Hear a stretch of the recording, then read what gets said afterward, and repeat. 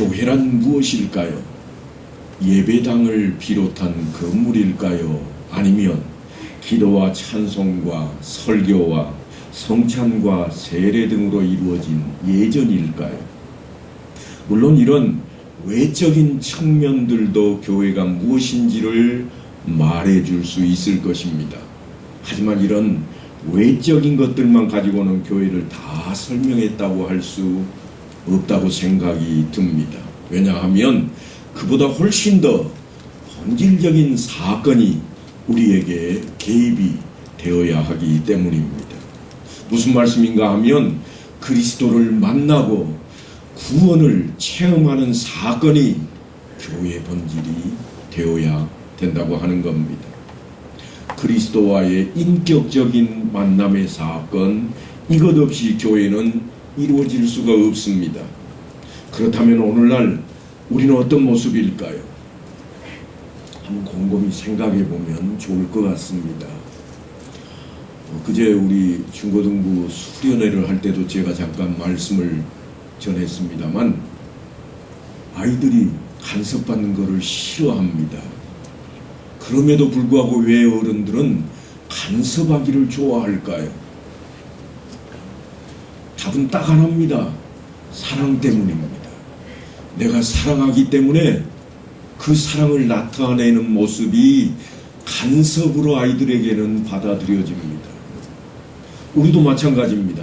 하나님께서 우리를 사랑하시기 때문에 우리에게 말씀을 주시고 말씀대로 살아가라고 이렇게 외치고 또한 외치는 자들을 세워주심에도 불구하고 우리는 이걸 간섭이라고 생각을 합니다. 그러다 보니까 똑같은 사랑인데 한쪽은 내가 너를 사랑한다, 반대편에서는 제발 간섭 좀 하지 말아주세요. 이런 역사가 우리 안에, 교회 안에 그대로 담겨 있습니다. 바로 그 이야기입니다. 교회 이야기는 다른 데 있지 않습니다. 예수 그리스도와 인격적인 만남이라, 이 말은 정말 아름답게 미화되어 있는 표현이고, 더 간단히 하자면 예수님의 말씀이 나를 간섭한다, 바로 그 자리입니다. 내가 간섭을 받기 싫어하면 나는 예수님이 싫어요 하는 이야기가 되고, 그 간섭을 내가 원한다고 엎드릴 때에 주님의 사랑을 받아들이는 자리로 우리가 나아가게 된다고 하는 겁니다. 그러니까 교회 안에 함께 모이는 이 공동체로서 우리가 존재하는 이유가 하나님의 사랑 때문인데, 그 사랑을 우리가 어떻게 받아들일 것인가? 사랑으로 받아들인다면 우리는 무엇이든지 용납할 수 있고, 무엇이든지 용서할 수도 있고, 무엇이든지 우리는 다 내려놓을 수도 있습니다. 그러지 않습니까? 내 사랑하는 아들이 조금 잘못해도 내 아들인데, 아들을 사랑하는 그 마음 하나 때문에 우리는 금방 내려놓게 됩니다. 내려놓는 정도가 아니라 용서하게 됩니다. 그래도 내 아들인데. 우리의 모습이 어떠할지라도 주님께서 우리에게 말씀을 전하실 때에 하나님을 사랑하라, 또한 내 이웃을 내 자신같이 사랑하라 하는 이 말씀은 다른 데 있지를 않습니다. 바로 그 사랑 안에 우리가 거할 때에 예수 그리스도의 간섭하심이 내 안에 있고, 또한 그 간섭하심이 사랑이 되어서 내가 이웃을 용서하고 환영하고 허락하는 자리로 나아갈 수 있기 때문입니다. 그것이 없이는 교회를 교회라 말할 수 없습니다. 73년 전에 몸된 교회가 세워질 때와 지금을 비교하면 외형적으로는 어마어마한 차이가 있을 겁니다. 초가지붕 아래 모여서 함께 예배드리기 위해 멍석을 깔고 모여들었던 그때와 지금 에어컨 바람 아래 앉아있는 우리의 모습을 비교한다면 비교할 수조차 없을 겁니다. 그런데 지금 우리는 어떤 자리로 가고 있는가 하면 간섭받는다는 생각을 저 깊숙이 마음속에 있는 그러한 것들을 다 끄집어내 가지고 하나씩 하나씩 들추어내기 시작하는 자리에 우리가 와 있다고 말입니다. 73년 전에는 너무 더워서 땀을 뻘뻘 흘리면서도 그저 선풍기 한 대만 있어도 다 시원하다고 여겼고 이 자리에 나와 엎드렸습니다. 그런데 지금은 왜 우리가 이렇게 새 속에 찌들려 있는 모습으로 바뀌게 되었을까요? 물론 그것은 교회라고 하는 곳조차도 기업 논리와 상업주의가 깊게 침투해서 세속 문화와 야합해버린 그러한 모습 앞에 우리가 있기 때문일 겁니다. 구름대처럼 많은 사람들이 모이는 교회는 좋은 교회라 그렇게 이야기하는 외적인 교회로 탈바꿈해버렸기 때문에 그러할 것입니다. 번지르하면 이 교회 좋은 교회라고 여기는 그런 세태 속에 우리가 살기 때문에 아마도 우리가 그런 자리에 쉽게 주저하지 않고 머무르게 되었을 것입니다. 그래서 저는 이제 우리 교회 73주년 설립 기념일을 맞이하며 우리 교회의 본래 모습을 좀 찾아 돌아갔으면 하는 마음으로 사도행전을 좀 살펴보고자 합니다. 왜냐하면 사도행전은 교회의 기원과 전개의 과정을 보여주는 가장 중요한 역사서이기 때문입니다. 우리는 거기에서 교회는 마땅히 이루어야 된다고 하는 어떤 표준과 모델을 발견할 수 있을 것입니다. 그래서 앞으로 우리 교회가 마땅히 닮아가야만 할 그러한 내용들을 우리가 발견해내고 그 이상을 실현해 나가는 공동체가 되기를 간절히 소망합니다. 사도행전은 의사인 누가가 기록을 했습니다. 여러분들 혹시 의사들이 병원에 가서 우리를 진찰하고 기록부에 기록하는 내용을 보신 적이 있을까요? 우리는 많은 이야기를 하고 여기가 아프다고 이렇게 아프다고 증상을 설명해 놓고 의사도 그래요 거기가 그렇게 아프네요 고치려면 이렇게 해야 되겠습니다 열심히 한동안 이야기를 했는데 10분 정도 이야기를 했는데 진찰 기록지에 기록하는 거 보면 딸랑 한 줄 뿐입니다. 우리가 알 수도 없는 의사 용어로 달랑 한 줄 딱 기록해 놓고 맙니다. 이게 의사들이 기록하는 체계입니다. 문학가들이 기술하는 것과는 전혀 다릅니다. 그러니까 우리가 이 사도행전을 대할 때에는 어떻게 대해야 되는가 하면 의사가 기록해 놓은 책이라 이 생각을 바탕에 두고 들여다봐야 됩니다. 상당히 축약되어 있고 생략되어 있는 모습을 담고 있습니다. 다만 의사가 기록했지만 예수를 잘 알지 못하는 사람에게 전하기 위해서 기록했기 때문에 자세히 쓰려고 노력을 했습니다. 신약 성경에 누가라고 하는 이름은 사실은 3번밖에 등장하지 않습니다. 골로새서에 보면 의사 누가라 그래서 그가 의사인 것을 알게 되고요. 또한 빌레몬서에 가면 누가가 바울과 같이 있었다는 내용이 있어서 동역자라 하는 내용을 우리가 알 수가 있습니다.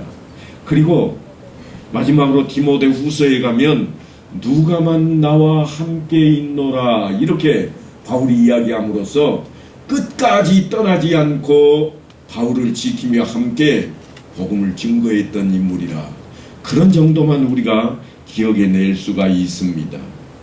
그런 사람이 쓴 책이 다름 아닌 이 사도행전인데 사도행전은 사실은 이전에 기록했던 글이 하나가 있습니다.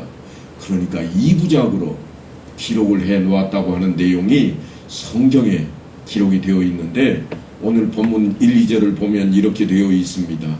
내가 먼저 쓴 글에는 무릇 예수께서 행하시며 가르치시기를 시작하심부터 그가 택하신 사도들에게 성령으로 명하시고 승천하신 날까지의 일을 기록하였느니라.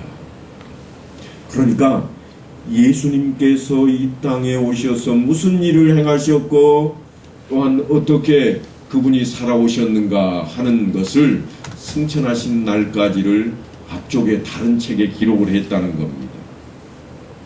그 일본이 뭔가 하면 누가복음입니다. 예수님의 탄생부터 부활 승천하실 때까지의 일을 기록을 해 놓았습니다. 그래서 누가복음을 대하다 보면 마태복음 같지를 않습니다. 요한복음 같지를 않습니다. 조금 짤막해 보이기도 하고 어떤 때는 좀 상세하게 기록을 하는 부분도 있습니다만 자세한 부분이 늘 담겨있는 짤막한 글입니다. 그러니까 다분히 의사가 들여다본 그 내용들을 품고 있다 하는 이야기입니다.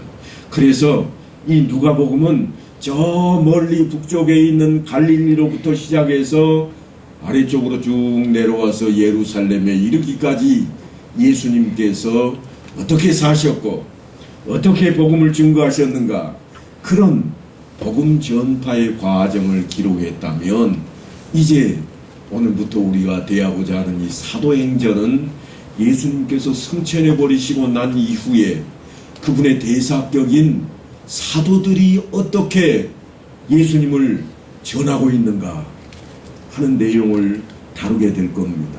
그래서 이번에는 예루살렘으로부터 시작해서 거꾸로 갈릴리를 지나서 저 멀리 로마에 이르기까지 아니 땅끝에 이르기까지 복음이 증거되는 과정을 담아놓게 됩니다. 바로 그것이 사도행전입니다. 그러니까 사실은 복음서를 읽지 않고 사도행전을 읽으면 아무런 의미가 없습니다. 예수님께서 태어나셨는데 왜 태어나셨는가? 무엇 때문에 이 땅에 오셨는가? 그분이 어떤 일을 하셨던가 하는 것들을 모른 채 이 사도행전을 읽게 되면 늘 우리는 기적만 바라는 사람이 되어버리고 맙니다. 야, 독사가 물었는데 손 한번 털어버리니까 말짱했대. 기적이야. 이 이야기밖에 남을 게 없다는 이야기입니다.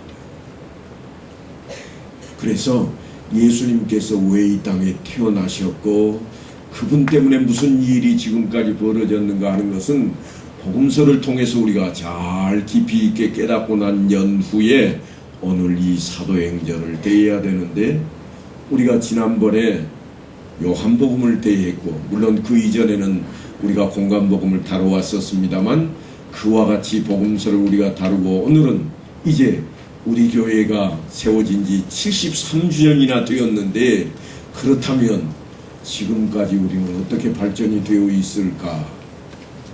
아니 혹이라도 이전에 그 믿음을 다 잃어버리지는 않았을까? 가슴에 손을 얹고 좀 깨달으며 다시금 회상하며 우리의 믿음 성장한 모습을 보이기 위해서 이 부분을 찾아서 대하고자 합니다. 그래서 여러분들도 이제 이 사도행전을 대할 때에는 글 속에 있는 사도행전과 2000년 전 그 시대만 생각하실 게 아니고 우리 교회가 이곳에 세워졌던 물론 처음이야 석천동 쪽에 세워졌습니다만 초가사리로부터 시작했던 그 교회를 아시는 분들도 계실 거예요. 이 건물이 1954년에 세워졌으니까 그 이전에는 어떤 건물이었을까? 어떻게 시작했을까? 어떤 어려움이 있었을까를 기억해내면서 6.25 동란을 치러내는 그러한 자리에 이 교회가 있었음을 꼭 기억하면서 믿음을 지키기 위해 우리의 선진들은 어떻게 했는가? 사도행전에 말씀을 전하며 많은 사람들이 예수 믿게 하려고 열심을 내었던 그들과 또한 이 자리에 교회를 세우고 우리의 선진들이 예수를 전하기 위해 어떤 일까지 서슴없이 행해냈던 것인가 하는 것들을 살펴보는 그런 시간들이 되기를 원합니다.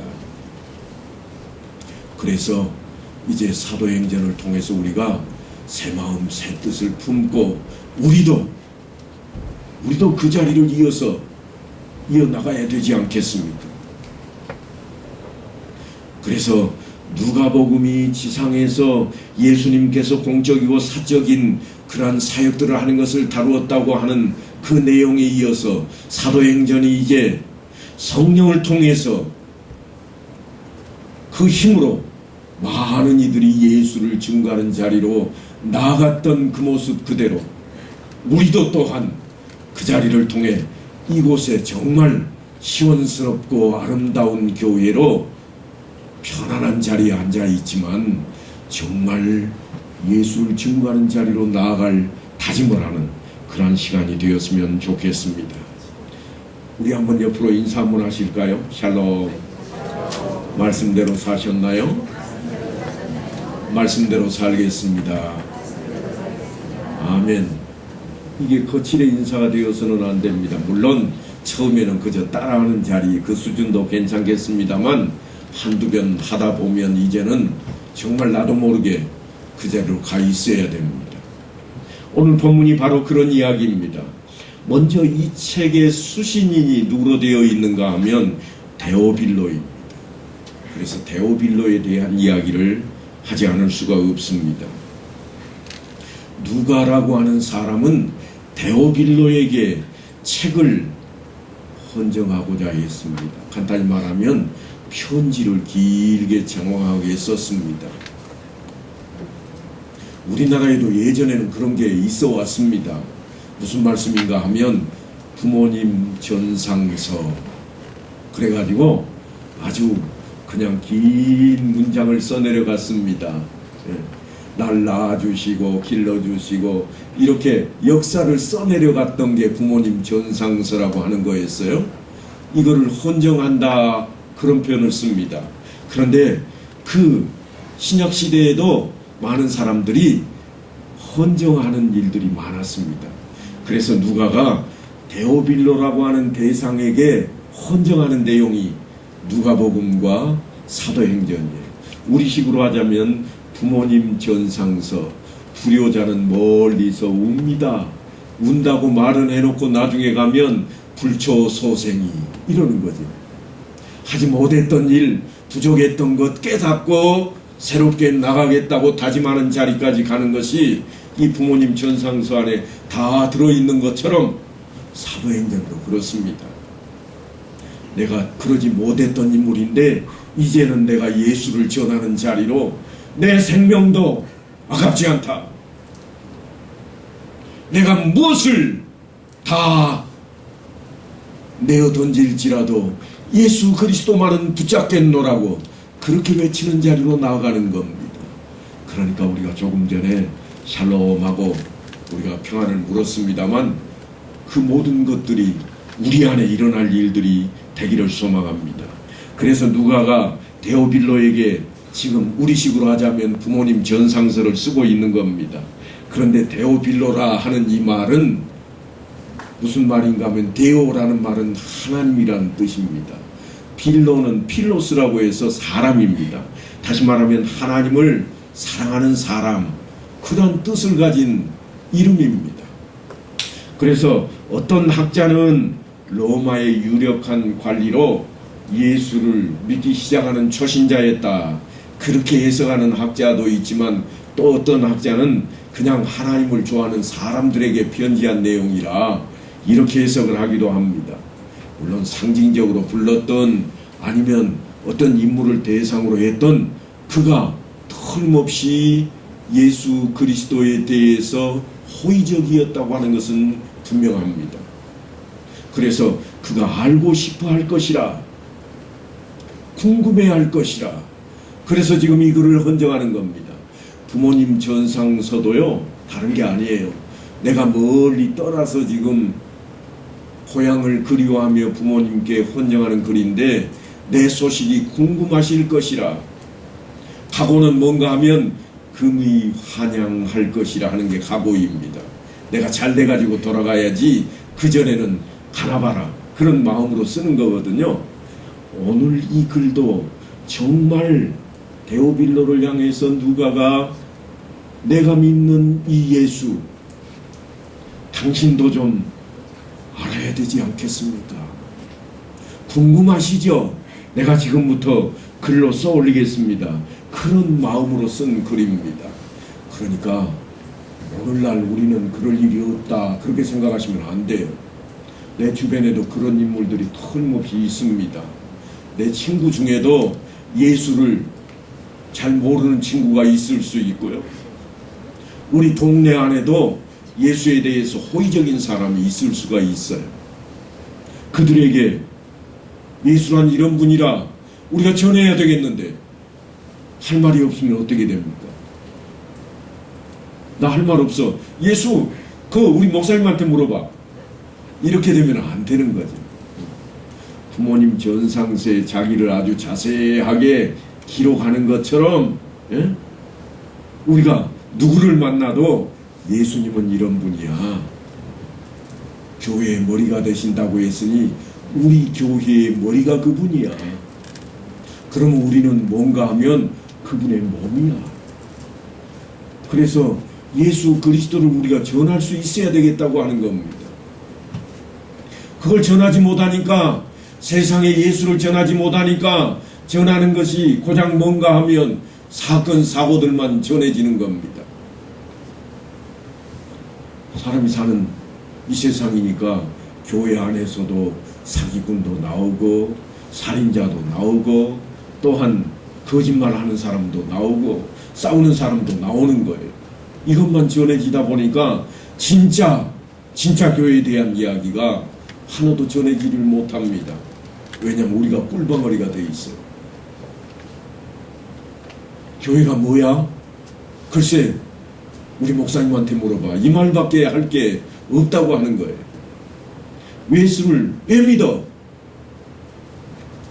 차라리 돈을 믿지. 그러면 예수가 좋은 거래.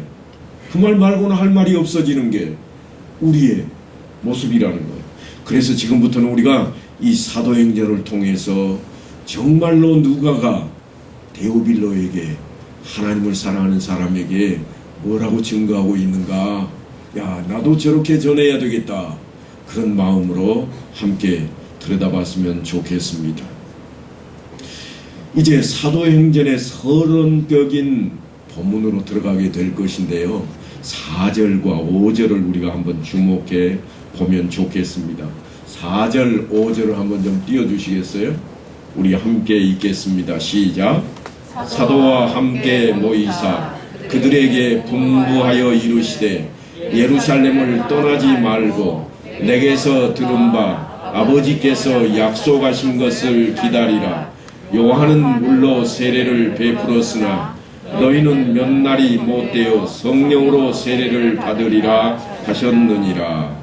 아멘. 여기 보면 뭘 준비할까? 교회가 생겨날 때 무슨 준비를 했을까?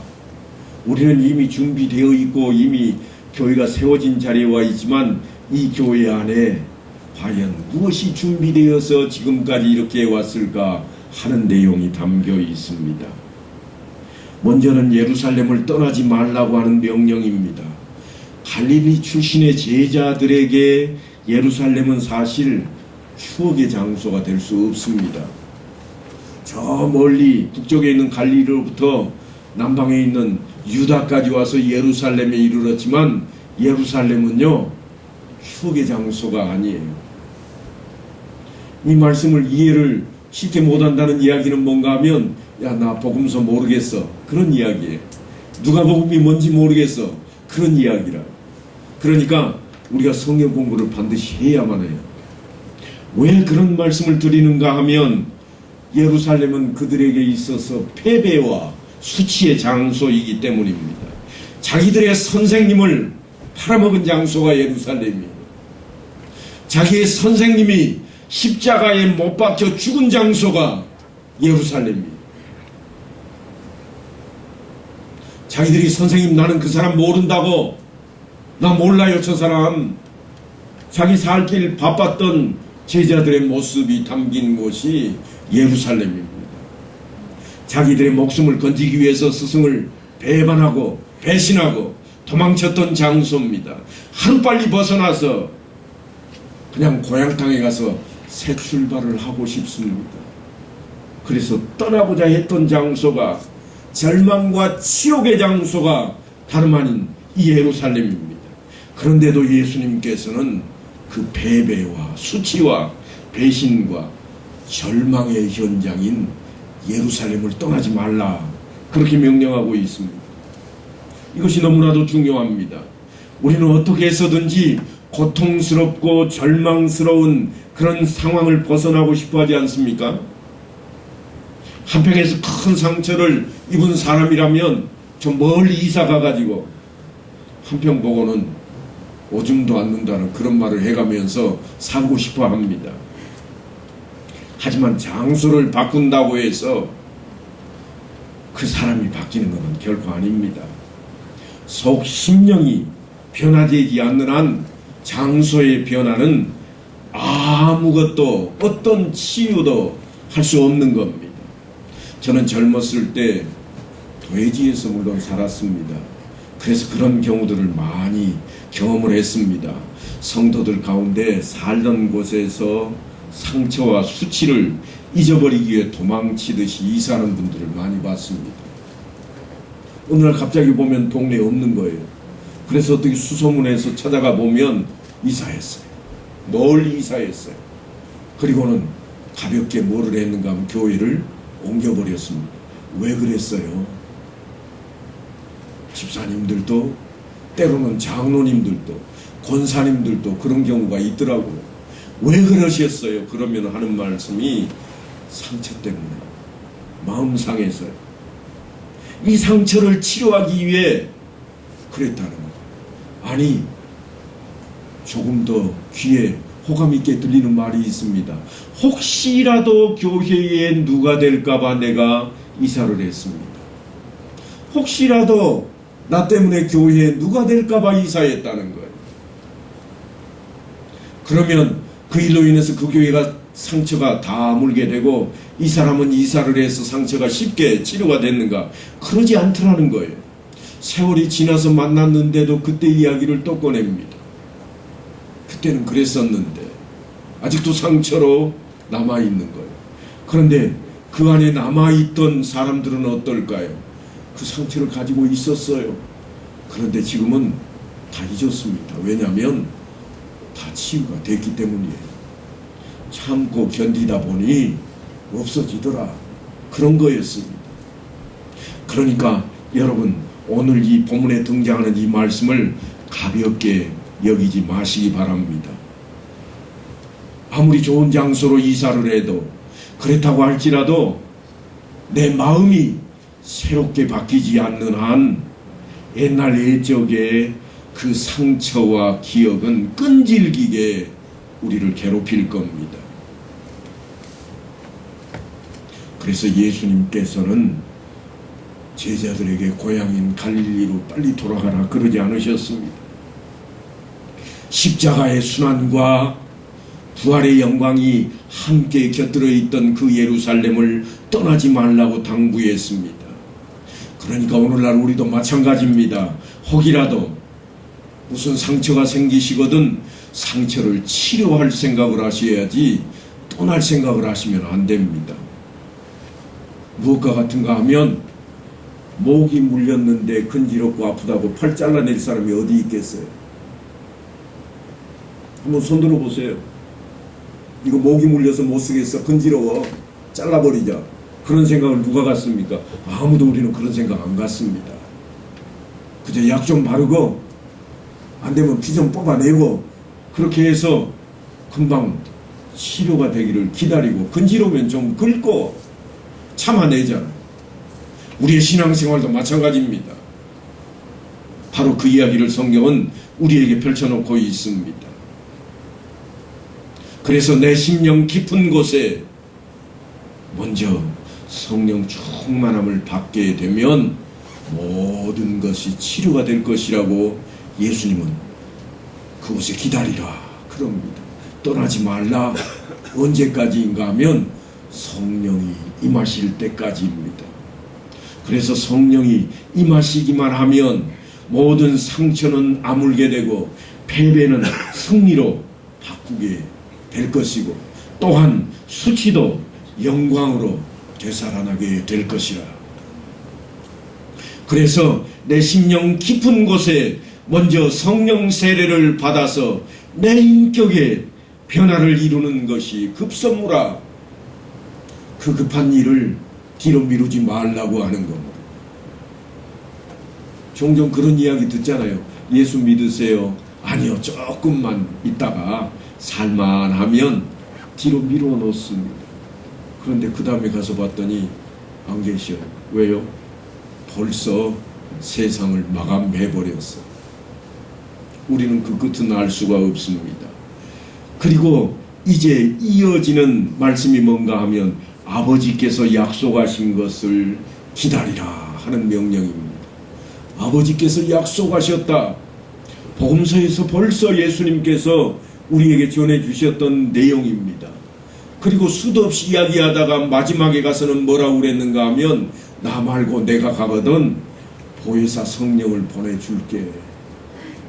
아버지께서 보내시는 성령을 너희가 만나게 될 것이라고 그렇게 약속을 했는데 그 약속하신 것을 기다리라고 하는 겁니다.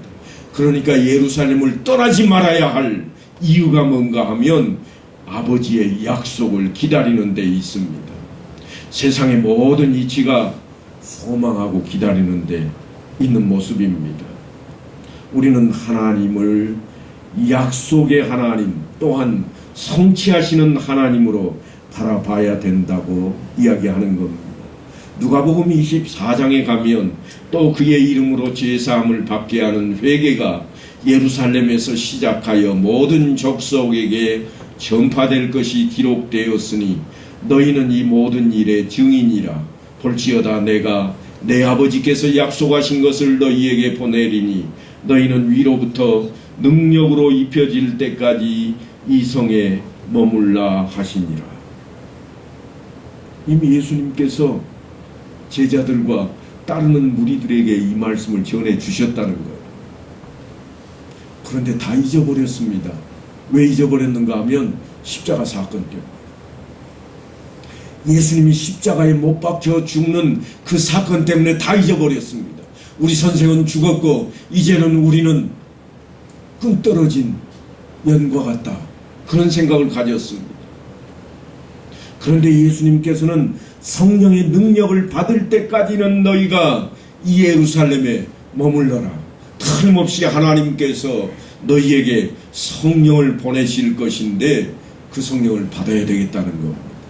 요한복음에서도 보혜사 성령을 보내주시겠다고 그렇게 약속하신 장면을 우리가 살펴보았습니다. 그러므로 하나님이 약속하신 성령을 선물로 받기 위해서는 예루살렘을 떠나서는 안 됩니다. 하지만 기다림은 쉽지 않습니다. 현대인들이 얼마나 초조해하고 인내심이 부족한지 우리가 우리 자신을 통해 들여다보게 됩니다. 하지만 참고 기다리는 것은 믿음과 소망이 없이는 될 수 없다는 사실도 우리는 잘 알고 있습니다. 하나님의 약속이 반드시 이루어진다고 하는 이 믿음과 소망이 우리 안에 있을 때 우리는 참고 기다릴 수 있습니다. 그래서 예수님은 제자들에게 아버지께서 약속하신 그 성령을 받기 전까지는 능력 있는 전도자로 너희가 변화될 수 없으니 성령 세례가 있을 때까지 기다리라 그랬습니다. 물론 우리는 성령 세례를 받은 사람들입니다. 어떻게 하는가 하면 성부와 성자와 성령의 이름으로 세례를 베푼다고 공포를 하는 순간 우리는 다 성령 세례를 임했습니다. 그런데 우리가 하나 섭섭한 게 있어요. 그게 뭔가 하면 아니 사도행전에 보면 성령이 임하실 때에 불의 혀 같은 것이 갈라지는 것이 막 쫓아오고 난리가 나고 그냥 방언도 하고 그러는데 우리는 뭔가 무덤덤하니 이게 뭔가 틀림없이 그럴 겁니다. 그러다 보니까 아직 세례를 받았는데도 세례받지 않은 것과 다른 바 없는 사람들도 있습니다. 그래서 주님께서 이 약속을 다시 한번 합니다. 마지막으로 몇 날이 지나지 않아 성령으로 세례를 받으리라는 그 약속을 하시는 겁니다. 요한의 세례는 우리의 죄를 씻어주는 물세례였습니다.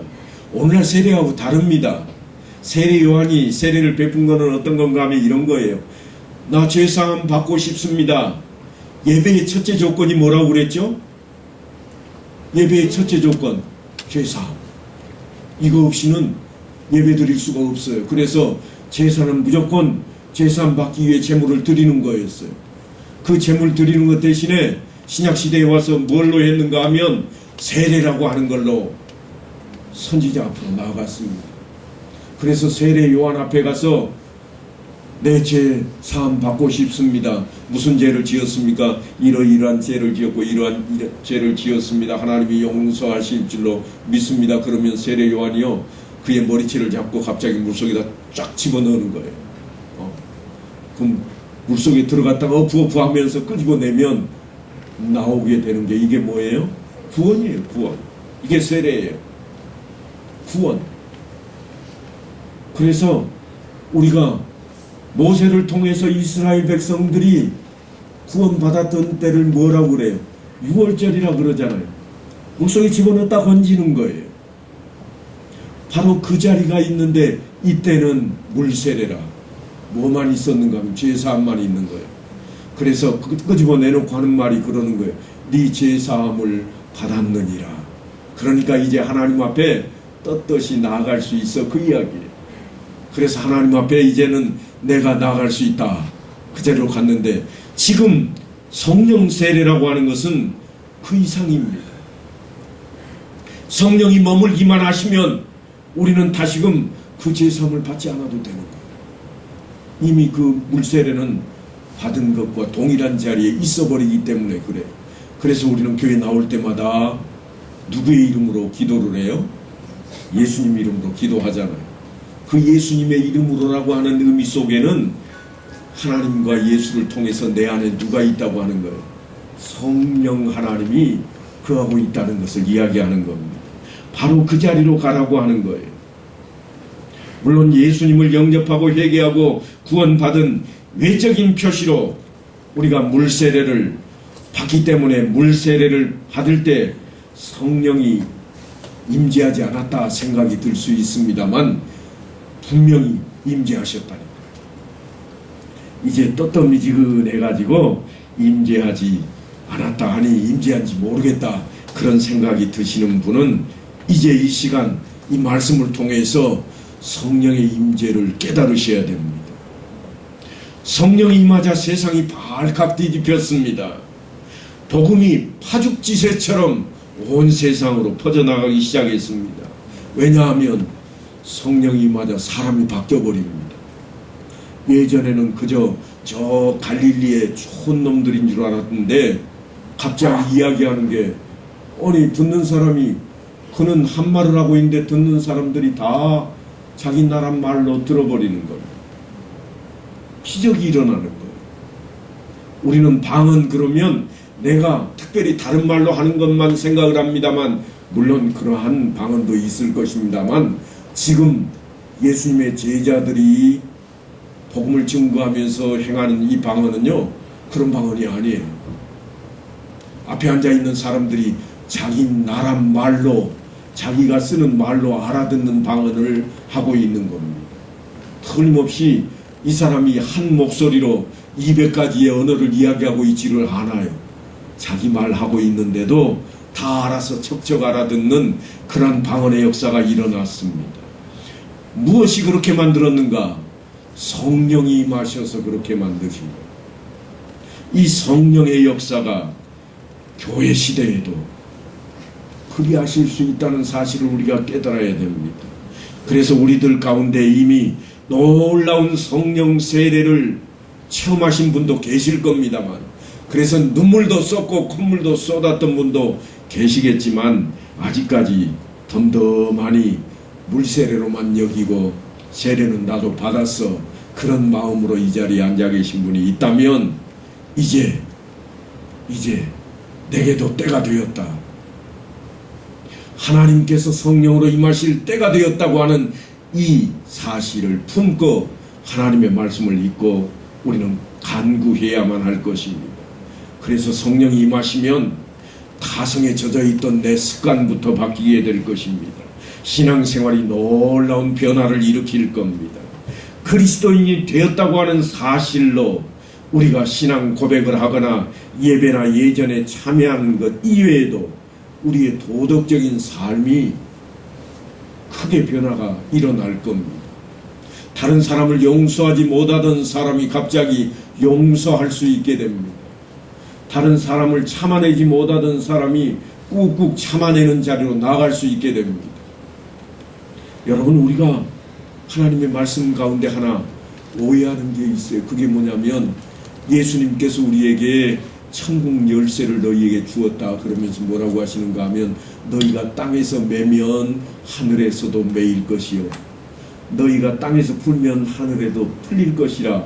그래서 야, 나는 좋은 것 하나 가졌어. 이제부터는 이거 내 거야. 너 내가 땅에서 맺어버릴 거야. 너 천국 못 가? 이렇게 풀이할 수 있는데 그게 아니에요. 착각하시면 안 됩니다.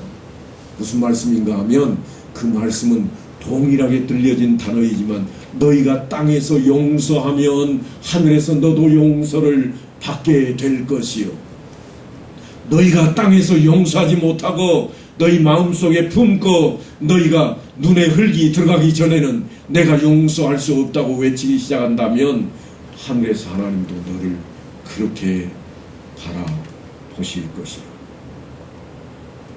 이걸 잊어버리시면 안 돼요. 예수를 믿는다고 하는 것은 바로 우리가 그 자리로 가는 거예요. 그래서 주님이 우리를 용서하시고 우리의 죄값 대신 십자가에 달리신 것처럼 목숨을 내놓으셨잖아요. 나를 위해. 내가 이 땅에서 무엇을 용서하지 못할 것인가? 용서하는 자리로 나아가는 것이 천국 열쇠입니다. 이걸 놓치지 않는, 그래서 교회에 나가는 그런 성도가 아니라 교회로 세워져가는 그런 성도가 되어서 오늘부터 이제 현대판 데오빌로들을 향해 나가 교회는 이런 곳이라, 예수는 이래서 믿어야 돼 증거할 수 있는 여러분들 다 되시기를 간절히 축원합니다.